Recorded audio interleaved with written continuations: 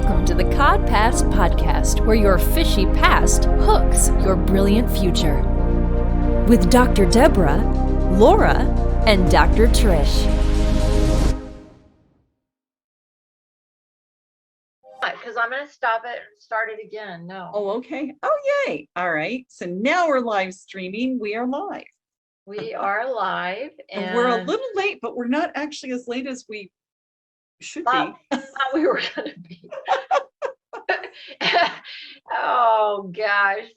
I mean, we love it. Okay, now I'm going to, did I already record it?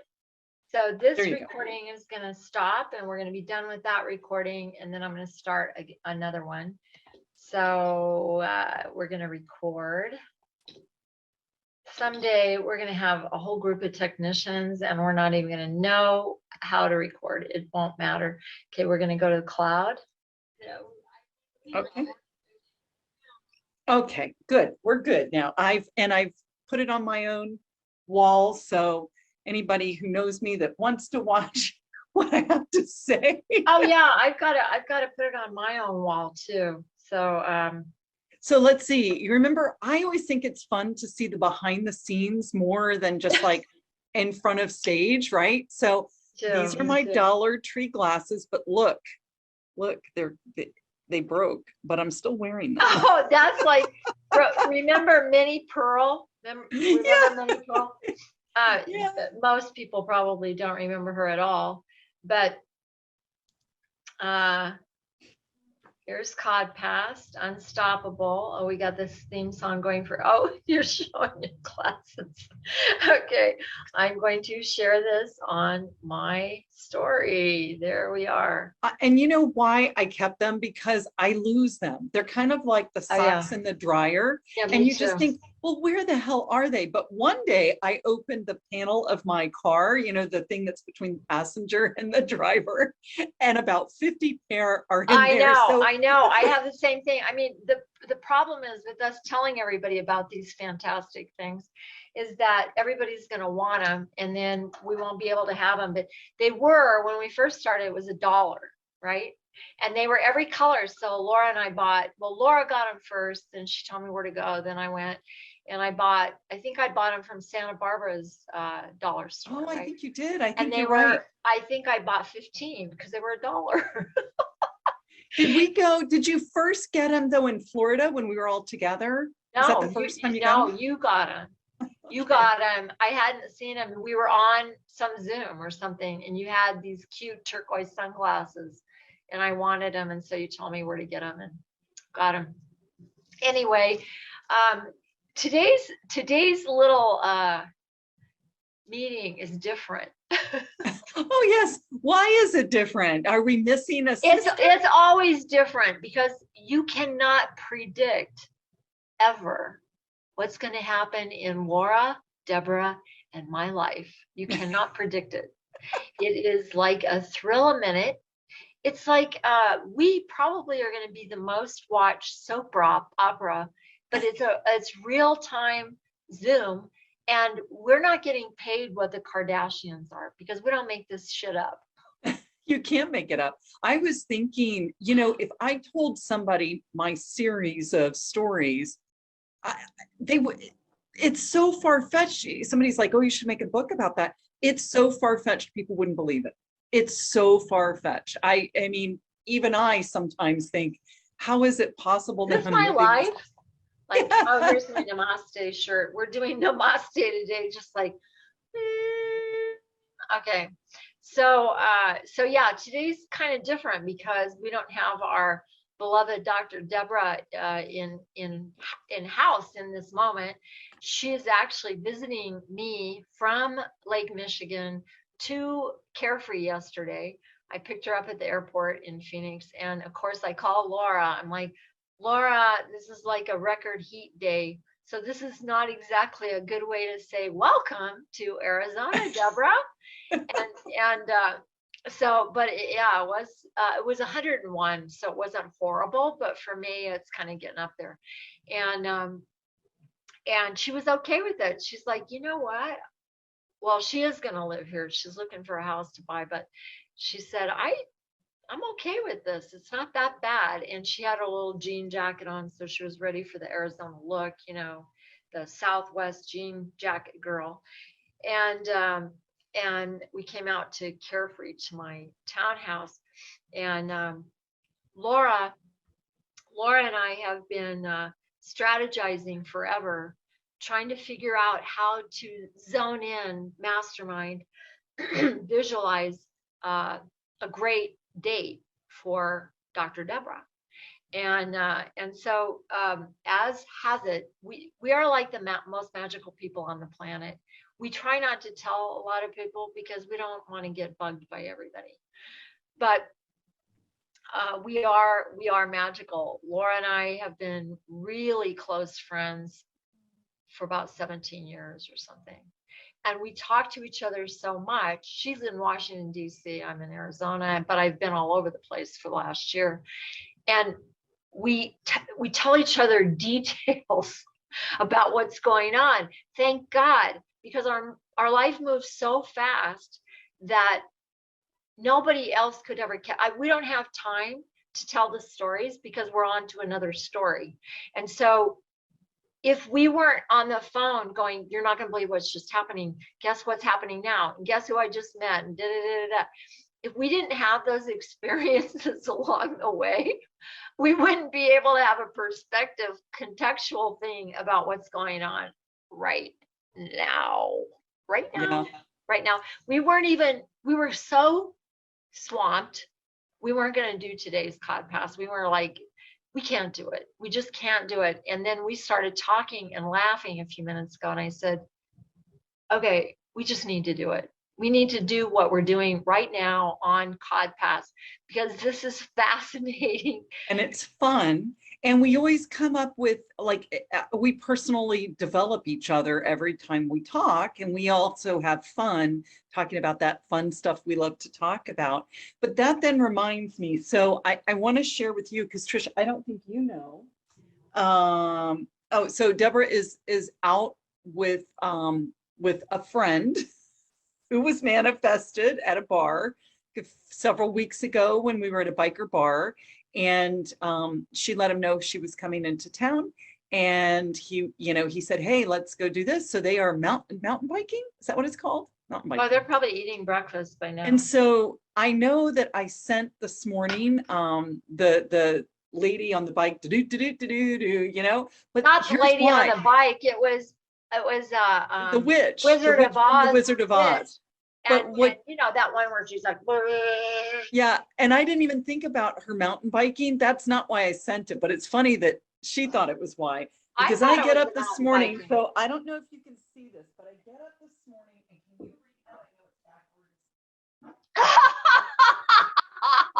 backwards. Oh, that's so funny. I wrote, no, thank you. It's the only natural disaster that has not hit the house.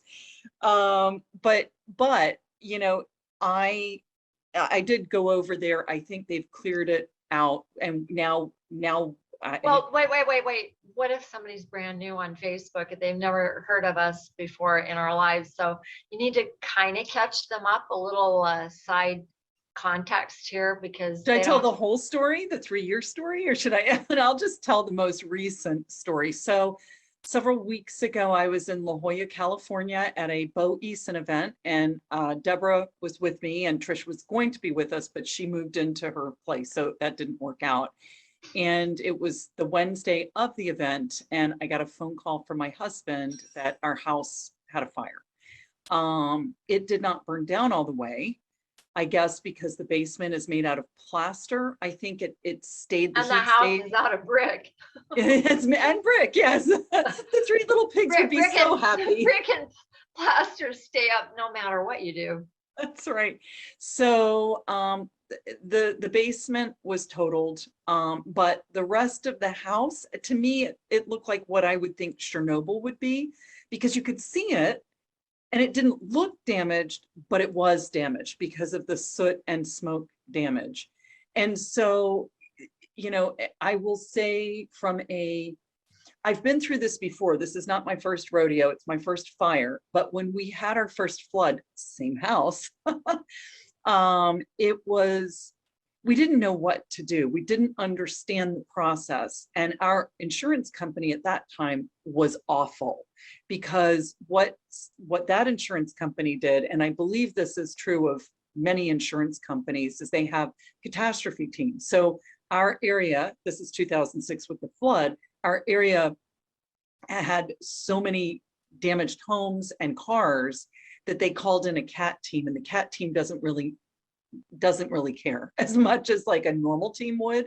And so we really did not know what to do with our stuff. So we lived with, propped up furniture on the second and third level, or, we got it out.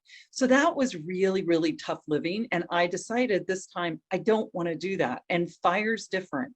So we were told by the insurance company one thing, but it looks like maybe it's something else. And I will say the insurance company has been very good to us, and I'm just trying to get to a place where I don't care. It's just stuff. And like, this is now, these books, a couple of them I had brought with me to California, and several I got in Utah when I stayed with my son. But this is interesting because I had just purchased these Oracle cards. I've had Oracle cards before, but these are phenomenal. And it's about your story. Where did you get those? Where did you get those? I got these in Little Italy Oh, yeah? in San Diego. San Diego. Yeah. And so I've been pulling cards for myself just for the theme of the day, because my goal, and I do want to, I will wrap this up very nicely in just a minute. My goal by the end of July is to be in the best physical shape of my life, and to have my group program done, and also my keynote. And so I thought I would work on it in Utah, and I didn't get as much done as I wanted to. And then I thought I'd work on it this week, being back in Virginia, and I have not been able to. And I know that everything is a distraction. So I've been told a story. Well, let me just intersect. So yes, it is a distraction, but me being the quintessential fix everything healer that I am, that I really care about how things all come together, my systems. Laura has chosen to reinvent how we all go through grief and loss. And so whenever you lose anything, and it doesn't matter what it is, it can be your health or your wealth or your house or a kid or your mother or whatever. I mean, loss. But when we say the word grief, we think about death. That's just, if somebody says grief, people go, oh, in grief, oh, they're in death. But actually, grief just means loss, and it can hit people for different reasons. Even it can even hit. She was talking about weight. It can hit somebody who's been heavy all their life, 400 pounds, and now they're 200, and they go through this roller coaster that is grief, but they didn't know it was grief, because you're losing this part of yourself that you've got accustomed to. Well, anyway, when Laura started to go through this process of this fire and being in that house since the time she was 15 months old, every memory she's ever created had something to do with that house. And we have worked, like Laura said at the beginning of this, and this is why I think the CodPast is so popular, is that these are three people that have spent their entire lives working on themselves. I mean, you name it, we are certified in it. because we're really good learners. We like to learn, and we know we don't know a bunch of stuff, so we just keep trying to learn more stuff, and we never think we're know-it-alls. A lot of times when people get a lot of knowledge, they're intolerable to be around because they won't listen to anybody. The three of us are the opposite. We are interested in what anybody has to say. Now, we might discount it, but we listen and we pay attention and we go, well, what if this was right? What if this is? And I love that about Dr. Deborah and Laura, because they make me think, wait a minute, I thought this, but now I'm going to think that. And you got to have people in your life like this, because we get stuck. So that word stuck, we're going to just kind of talk a little bit about this whole hour.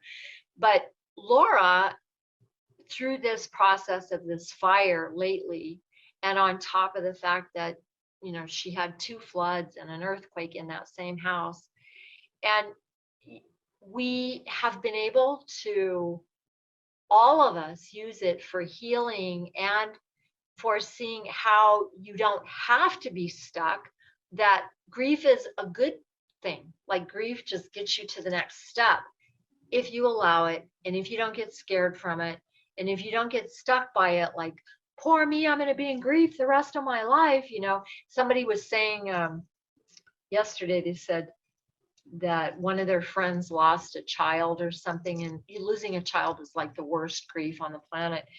And and they said that there came a moment when, and this happens with grief, that if you start to feel good, you start to feel like that's not really fair, because you think anybody who would have this happen to them should still feel sad or horrible. And so I shouldn't feel happy. And so you put yourself right back into the grief, because you think that it's irresponsible that this bad thing happened to you and now you're happy. And because our society says, no, you can't be happy if bad stuff happens, you have to feel terrible. Well, Laura, she's been brilliant. Brilliant. What is it, 3 weeks now to yesterday? Or, You know, it was May 4th, so I don't know, 2.5 weeks maybe? I think it's 3 weeks Wednesday. I'll never forget it, I think. And so Laura has, we've all learned, and we've all opened the pages and looked at stuff, and we've been ingesting our oils. Like, Young Living oils are so different than anything else. I mean, they're really, really therapeutic, medicinal, and they help you to face these various things that you're going to face. Anyway, she's been stellar, and we're learning through her. But we also can't forget that, yes, Laura's funny, and yes, she's so strong, and she's a champion, but she's going through grief. Hello, she's going through grief. And so grief has things like forgetfulness, depression, curl up in the corner and suck your thumb, mad at everybody, mad at the whole world, just want to just go, forget this whole thing. It's just too much trouble. You know, grief has these certain things that you're gonna just go through, no matter whether you are a champion like she is, and she knows what's coming, and she's got the oils, and she can do all this stuff. She knows acupuncture pressure points. She knows how to, you know, exercise her head, but she's still going through grief. So, and it's odd too, because it comes fleetingly, right? It's unpredictable. It's unpredictable, and it's like it comes in a different form. I'm trying to think. It's more like panic. Oh my God, I've got to order checks. Well, they're panic attacks. Oh my God, it's panic attacks. For it's fight or flight. That fight or flight. Because you don't even realize, well, some people are really organized and very simple, right? Like, they live a very simple life on purpose. What is it? Like simplified living, spark joy, all that stuff, right? These three do not have a simplified life. I do not have a simplified life. But just even getting to the bare basics of, I know you don't use checks and stuff like that, but I do. And I think I would overcomplicate my life if I didn't have them. So I finally ordered them. And you did? You did? I did. So I'm going to share a story, because this is still getting back to my week, this week, now that I've been in Virginia, because I'm really, I am strong, and I work really hard all the time. Well, I want to give credit here. This is unusual by far. But while Laura was studying in her class in La Jolla, and her husband called her and said, hey, this is going on, do you want to tell the story? Because we got to give Jim credit in the middle of this. Yeah, and actually, I got a lot of credit there for staying. So that was Wednesday. It was the afternoon in California, so it was late afternoon here in Virginia. And I just, first of all, I couldn't even process it. Things like we're flood people, we're not fire people. I can't even understand this. I really, really had a tough time even not believing, but processing it. And I was like, what do I do? Do I go home? And he said, no. And he said, you're not going to like what I say next. I think you should go to Patty's, which is my oldest son in Utah, until we get things settled here. And so I was like, okay, me, I just barreled through. It's like, I'm coming home, but I didn't. I stayed at that event. And Thursday afternoon, you and Deborah had encouraged me to listen to him. And I have to say, I just do what I want. I'm a very independent person. And he left. And you guys have been married how long for this interaction? I think now we've been married longer than I was single. So 28 years, maybe 20, I think. And so you're talking about really an athletic champion, which Laura is, and you're talking about somebody who has always demonstrated a lot of fortitude and strength. And you're also talking about a husband who adores his wife. Like, she cannot do anything wrong in his eyes or in his thought pattern. And he's one of those meticulous, like, I want to get this done. And he likes to cross off the list, and he likes to have things in a row. I mean, he's an engineer. And for him to kind of come out of his normal role of sort of letting Laura champion a problem, he was like, I got to take care of my wife. I was really touched, because I don't think there are very many men or women who would have allowed that. The women would have been like, no, I'm going to come and see my stuff, and the man would have gone like, get your rear end home, right? Because I told a couple of guys that, and they're like, well, that would never happen with me. I would get your, So it was really out of totally again, we've all learned in this process, but Laura let go, and Jim took the reins, and it was really hard, because everything was damaged in the whole house, but it wasn't ashes. Like normally a fire, there's no question about it, because it's all ashes. It's just going to go in the dump, right? But when you have a fire like this, where you can sort of see stuff, but it's all completely 100% damaged, and you want to retrieve it. So you see it, you're like, well, it's there. Maybe I can fix it or shine it up, or I've got a couple things. Like, I went back. This is it's like it looks like an owl, and I got it in Michigan. So I went and grabbed this, and it doesn't smell smoky. But you're right, Trish, most stuff it smells smoky. So I got this. So I got this. So I got a couple of my little divinity, things. And, but it's okay. That's my past. That was my home. Right. But back to the leadership, he took leadership, and I listened to you and Deborah say, let him take this leadership. Maybe you should do what he recommends you do. And I did. And so that's the other side of strong, is surrender. And I didn't have a whole lot of that in me. I'm really strong. I don't surrender. I freeze, like fight, flight, freeze. I freeze, but I don't surrender. And so this is a lesson in surrendering, because the truth is, we can't take this stuff with us, right? Like, we can't take it with us. Somebody would have had to have gone through my house anyway if I died, and get rid of it, unless I downsized. And that's a lot of work, because I had just gone through that. So in some ways it simplifies my life. In other ways, it's just stuff. It's just stuff. And I came up, so I want to tell another story if I can. This is a Bo's story. That's the event I was at. And he talks about I have the story slightly off, but you'll get the idea. A sailing team that was a champion sailing team. And the reason they were champions is every decision they made was about making the boat go faster. So, they would ask, if an opportunity presented itself, they would say, well, does it make the boat go faster? And if it didn't, they didn't do it, because that's distraction. And so CNN wanted to interview him and do a documentary or something. And they said to themselves, Does it make the boat go faster? And of course it didn't. It was about fame, or it didn't make the boat go faster, so they didn't do the interview. And that's how I'm really trying now to live my life, is making the boat go faster. And I was talking to Trish about this yesterday because I was really, really freaking out, because I have a list of stuff to get to my 3 goals: my program, my keynote, and then my body. And it's a great plan. It's like 75 hard. It's a list of things to do. And I've been able 75 to hard. I only have a week left. I mean, a couple of days. Yeah.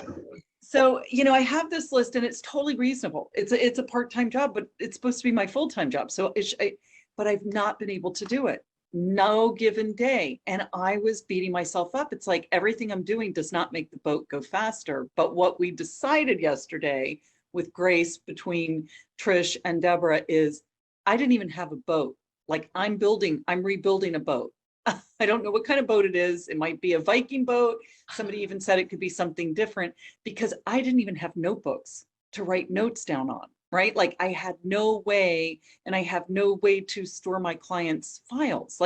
So I'm just giving myself the grace until the end of this month, which is Tuesday, I think, to get the boat built and then start my list, right? Which is things like eat clean, no alcohol, walk 45 minutes every day, just once. Weight Now, train. are you going to do no alcohol at all? Or are you going to do a little? Well, that's tough because my birthday's coming up, I think you should cut some slack. Now, for any of you guys that have a real problem with alcohol, do not hear what I'm going to have to say, because it has nothing to do with you. But I'm talking about people who are more like me and Laura. I mean, I love wine, and I've been brought up with it.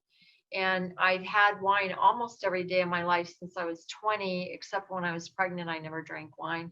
And by the grace of God, I know I'm lucky. I never got out of hand with it. I mean, I could take it or leave it. It was okay. I could leave the table and leave a half a glass of wine on the table. I was just an enjoyable drinker.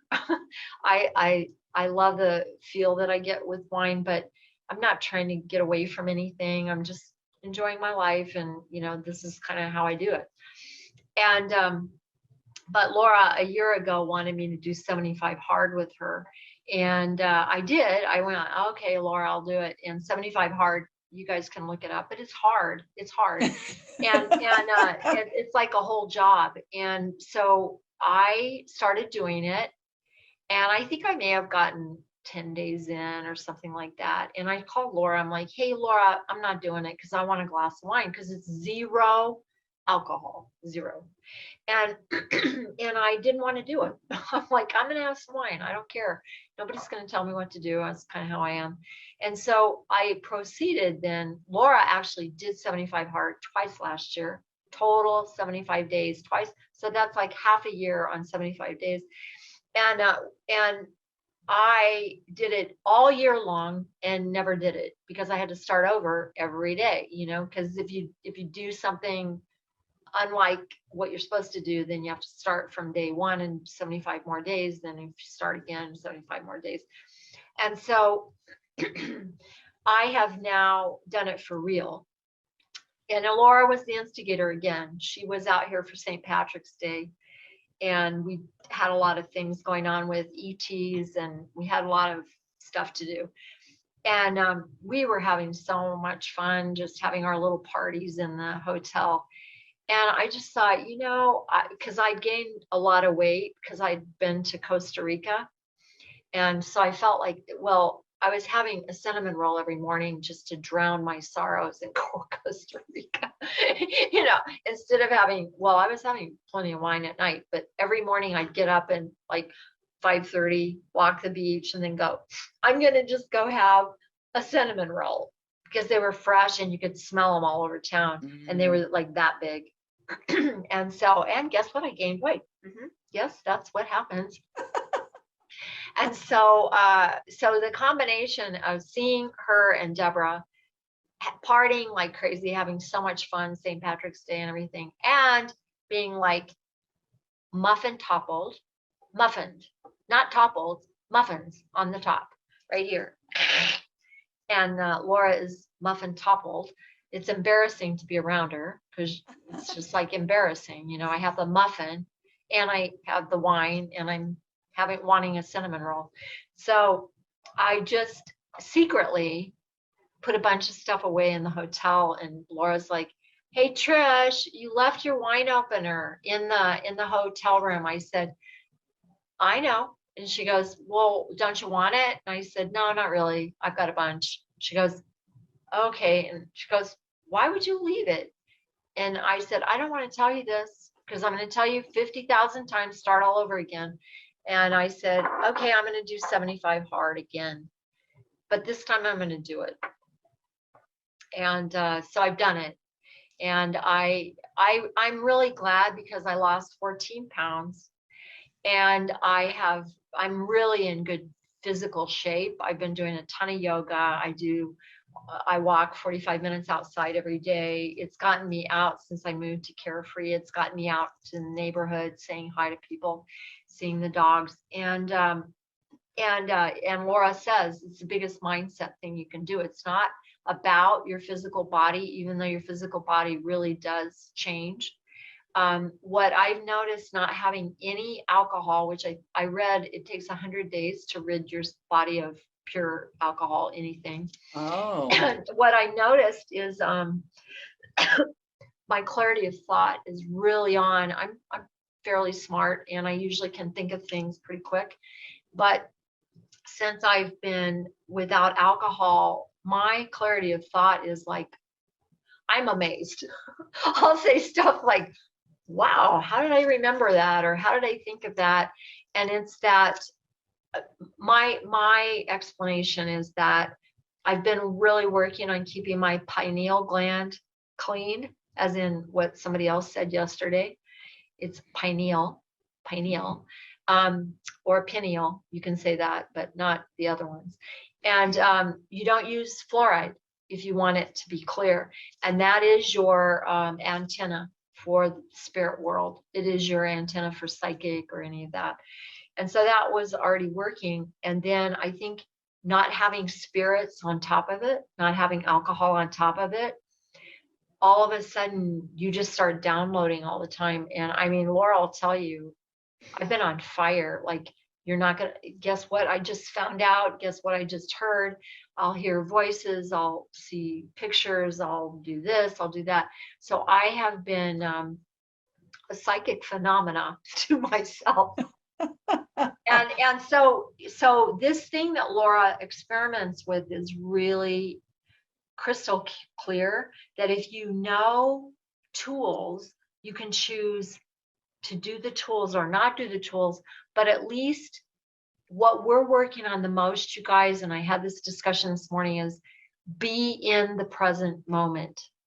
Whatever it takes for you to feel your breath, notice your surroundings, notice whether that little flickering is going on behind Laura's head. Whatever it is, be in the moment and notice. Because when you notice and you're in the moment, magic happens. And we're experiencing that like crazy, even where I think Satan gets in and goes, "No, I'm going to have you look at this." And Laura burns her house down, right? But it doesn't take her off her course. She's like, "Yeah, okay, that's something I really didn't want to deal with, but it's not going to take me off my course. My course is here." And there have been glitchy things going on with me in the last week or so. And I'm like, I'm not going to do this. I'm not going to do it. I'm going to stay clear. And when you start, the Bible says, just make a choice, right? I'm going to give you a choice. And it's suffering is a choice. Now that sounds, kind of sounds, well, it sounds idealistic, but it is true. I know there are some things that grief takes a long time to move through, or maybe you can't. Maybe sometimes grief, you do get stuck. But at least for me, I've worked so hard on this. It is a choice that I'm making. And I'm using it rather than taking the 12 weeks, or I think it was, I had planned to work for about 12 weeks up till the end of July, getting all of these things done. And what it did was it took away a lot of things that I would have done in the house. That, I mean, I'm living a far simpler life. There are some complexities, like basically we're renting the furniture.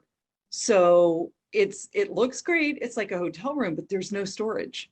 And there are some things we as human beings have to store. I mean, I know you, Trish, you were homeless. You were living in your shopping cart BMW.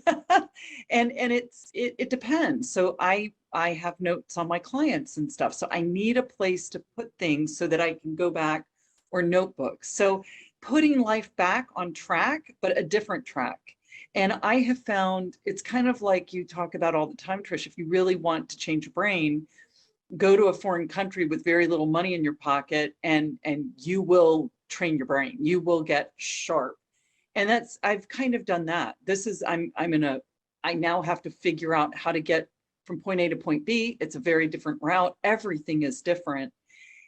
And I have come up with a list to make the boat go faster, because I figure that event spiritually, for me, what it means, well, I mean, it keeps unfolding, quite honestly, but I think that it was another kick, get out there, serve your purpose, stop playing small. And I was already stepping into bigness anyway, because of this new coach, and one of the business strategists said, stop calling yourself a personal trainer, just expand what you're already doing, because of the way I train my clients. It is physical, but it's emotional too. It's life coaching and listening to them and things like that. So I'm very excited about where my life is going. And then we can bring that to our audience. Like, you think about what you want, and it's hard. Sometimes we don't know what we want. I know, I get that. I've spent the last 6 months figuring out what I do. People have told me I would hire you if I knew what you did, but I've done so many things, it was hard to figure out. So I've spent the last 6 months figuring out what I even do. And I finally have that, and I'm ready to roll with it. So it's worth the time figuring out what you're going to do. Sometimes it comes from a place of what you don't want to do, right? Like, it's very clear, I don't want this, I don't want that. Well, then what's left, right? Like, it's a process. It also changes all the time, because it does. What you thought you wanted when we've talked about, like, being a mother and being a wife and being a homemaker and working outside the home.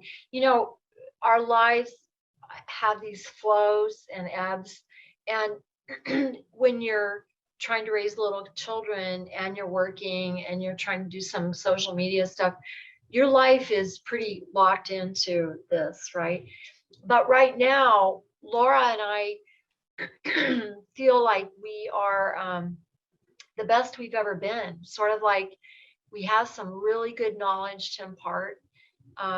We've worked hard to have inner wisdom. So every single thing we ever recommend is stuff we've experimented with on our own bodies and families. We're moms. We have been wives. Laura still is one. I've been a wife of many. And,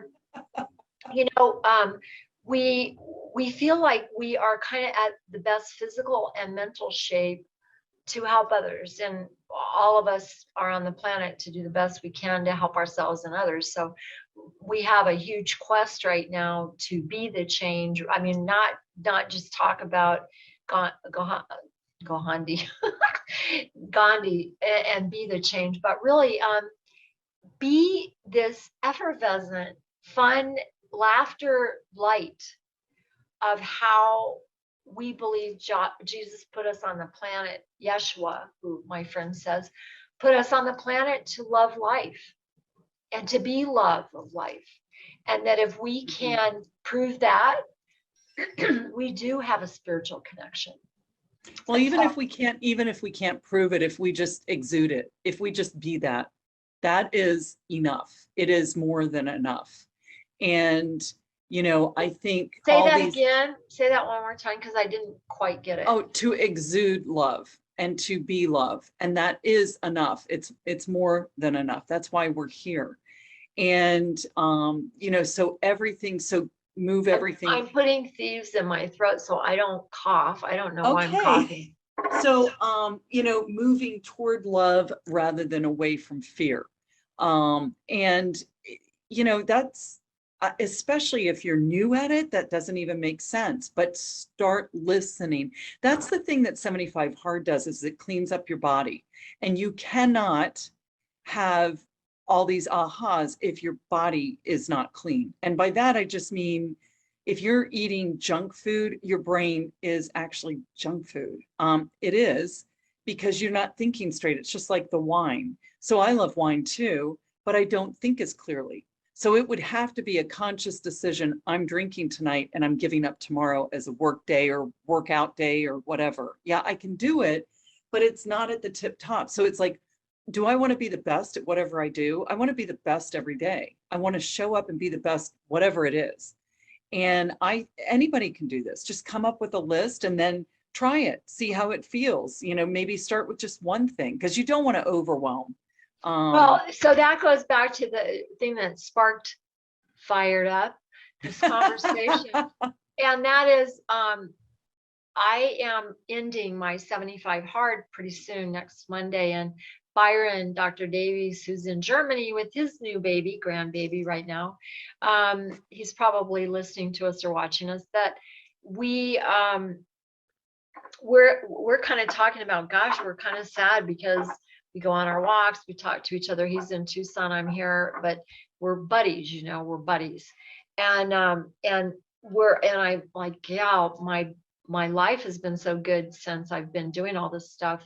And I do not want to gain weight anymore. I'm still wanting to lose maybe about 5 more pounds. And, but I want to stay up with this walking and yoga and my practice, meditation, all that. And I have really, I have to say, I really liked getting up without like a foggy head. And I've liked this clarity of thought. It's been really powerful. But I also want to have a glass of wine with my friends, or I want to have, a tequila shooter at the Cowboy Bar, which this weekend is Memorial Weekend, and I'm in Carefree where they have motorcycles galore. And I haven't had a hard time not having alcohol at all. I just go and order, cranberry and soda water or something. I don't care. I don't feel funny at all. But don't you think that's because you made a declaration you Yeah. were going to do it? Yeah. So then the alcohol is a distraction, right? It Yeah. gets back to, what can you strip out of your life Yeah. that will make your life soar so much more? Yeah. Well, and, alcoholism, I know I've been to plenty of AA meetings for friends to support them and family. And AA says that something like one drink is too much and 10 drinks isn't enough, or something like that. Oh. And because they say that once they have a sip of it, they just want 50 of them. And they can't stop until they pass out or they're sick or whatever. And the stories are pretty rugged, some of them. And so I got all that. But now Laura is thinking about doing this kind of crash course to get herself in order for 1 month, I think. And Byron and I are coming off the crash course to go, how do we want our life to work? And there is a 75 hard thing like lifestyle, and I don't know what it is. I haven't really looked it up, but it's something like, I don't know, a normal way to live. And I'm just trying to think about, okay, when I do, I can promise you on the 5th, I'm going to have a glass of wine. Promise you that. I already bought the bottle. It's a very nice bottle of wine. It's waiting for me. But I don't know what I want to do now. And I think Laura I think she's asking the same question. Like, does she want to totally give it up, or does she want to drink a gallon of water, watch what you eat, exercise, and still, if you feel like drinking wine, but just don't do it every day, or don't do it so that you gain weight, or don't do it late at night after you've eaten, a steak and potatoes. I mean, you can do some things so that you're still sort of monitoring your body.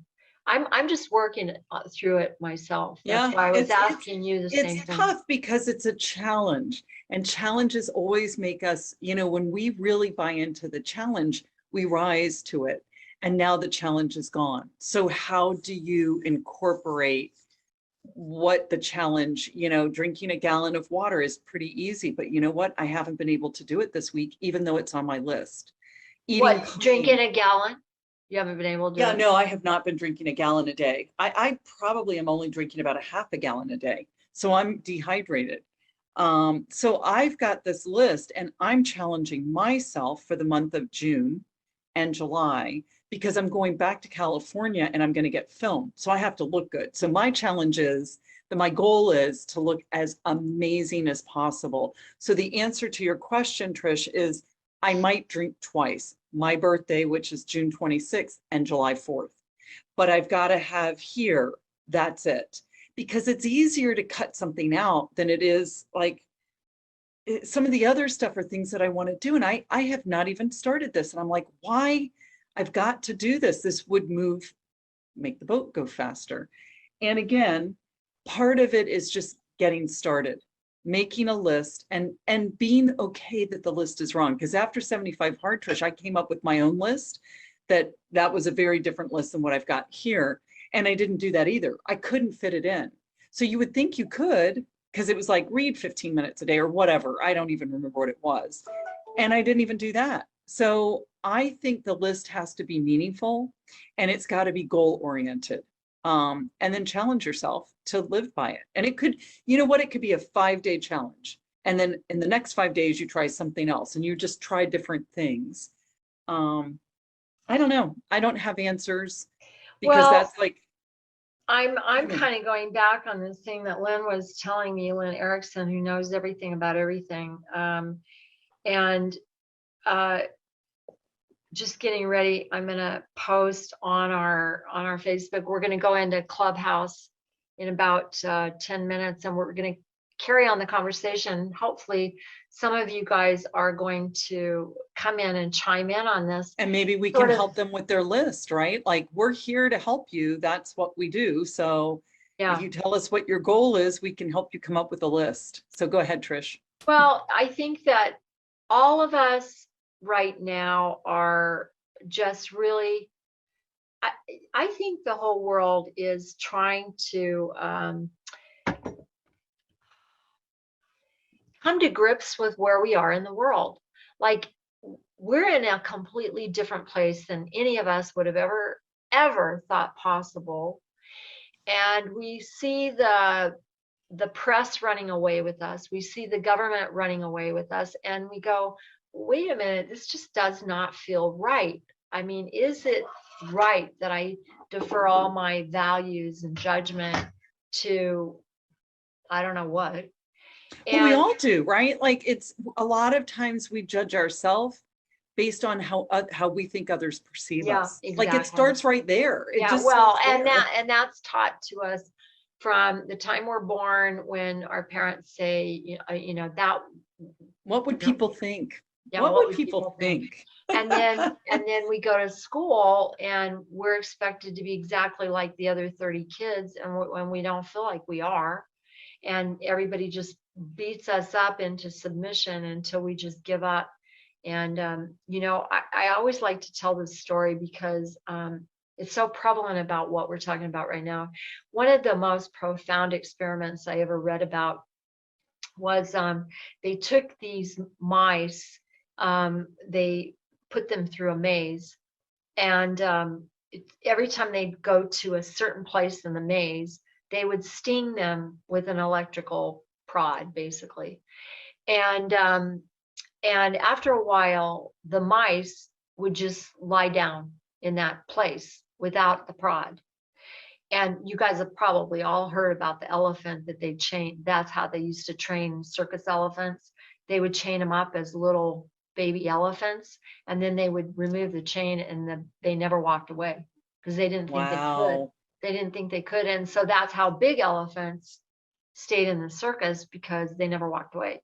Well, anyway, these mice, they kept laying down in that maze. Now, here's the big thing. This is emotional memory, right? So they took the offspring of those mice, and lo and behold, the offspring would lie down in the same place in the maze. This was the astronomical thing. So they thought, well, what if the views of the scientists thinking, well, those mice might lie down, like they're projecting their views, and so it causes some kind of reaction in the outer atmosphere, and it goes, well, no. They took the offspring of those, so I believe it was 4 generations, and they sent them to the other side of the world with different scientists that had never been in this experiment to just see what the mice do in this maze without telling them what the other mice did. Now, these are offspring, right? But they're way far away from anything anybody knows. Mice laid down in the same spot. Wow. And so where we are right now is we went through COVID, and we went through, whatever else we've gone through. And there have been a lot of really sad things. I mean, a lot of people have died. A lot of people have committed suicide. We've got kids that are young that are really having a tough time. And I think 1 in 3 people under 23 now are on psychotic drugs for anxiety, sleep, depression, all that stuff. So looking at all of that, you go, okay, what's going on? Well, we've been brought up with these brains that lie down, right? We've been brought up because who knows how many generations were told we had to lie down. And, but some spark, maybe it's Laura's fire, I don't know. Some spark is saying, you know what, this is not who you are. You need to really figure this out and get back to, and I believe this is our soul spirit talking. And that's where the Bible comes in, because it says, you can do anything. And I think that what happened, what is that? So it's a book by Daniel Pink. He's written, I know you've read a lot of his. It's called The Power of Regret. And I think that's kind of what you're talking about.